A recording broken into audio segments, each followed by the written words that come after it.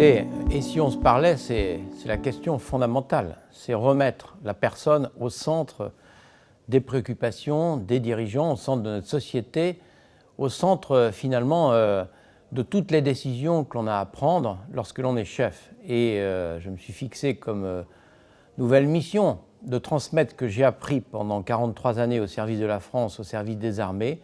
Et la première chose que j'ai appris, c'est que la vraie performance, elle ne suffit pas, mais elle est fondamentale, c'est la performance humaine, c'est le capital humain qui doit être le premier souci du chef. Je ne suis pas surpris par ce chiffre et je crois que nous avons aujourd'hui un individualisme dans notre société qui est très fort. C'est lié à de multiples causes, notamment l'ère du numérique. Et on est plutôt dans le tout à l'ego aujourd'hui que tourner vers les autres. Et il faut au contraire se dire que la vraie richesse est chez les autres. Et dans l'armée, nous le savons parce que nous emmenons une population qui est majoritairement jeune, parfois jusqu'au sacrifice suprême. Et donc, il faut qu'ils adhèrent. Il faut que ce soit une obéissance d'amitié, d'adhésion, là où l'adhésion l'emporte sur la contrainte précisément pour pouvoir gagner face à des ennemis, parfois le couteau entre les dents.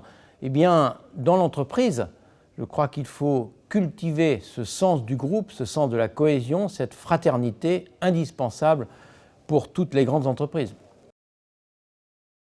Je crois que nous avons aujourd'hui en face de nous une crise de l'autorité, finalement un fossé qui s'est creusé entre ceux qui dirigent et ceux qui exécutent. Il faut restaurer de la confiance, cette obéissance d'amitié que j'appelle de mes voeux, cette fluidité entre le chef et ses équipes. Il faut restaurer cette confiance en luttant contre la technostructure, la bureaucratie, le juridisme qui éloigne le dirigeant du citoyen.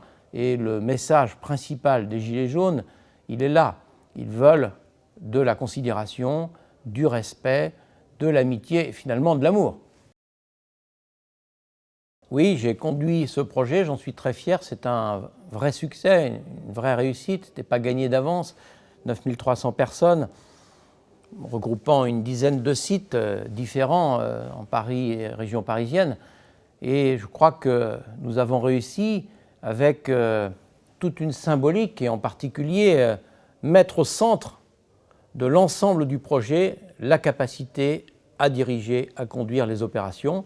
Physiquement, au plan de l'infrastructure, le pôle opérationnel est au centre et tout le reste vient autour et ce n'est pas simplement qu'un symbole. Moi, je crois aux lieux, je crois à la signification des lieux, je crois au message que les dieux donnent sur les hommes et comme je crois que finalement la plus grande efficacité, c'est celle des hommes et des femmes que l'on a l'honneur de diriger, eh bien, je crois que votre réflexion sur l'importance de l'organisation des bureaux, des lieux au travail, elle est fondamentale.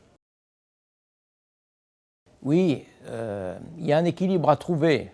Bien sûr, les nouvelles technologies sont une plus-value pour le bonheur de l'homme, incontestablement, à la condition qu'elles soient maîtrisées et qu'elles soient maîtrisées au service de la personne et non pas l'inverse. Sinon, on risque d'organiser nous-mêmes notre propre éviction.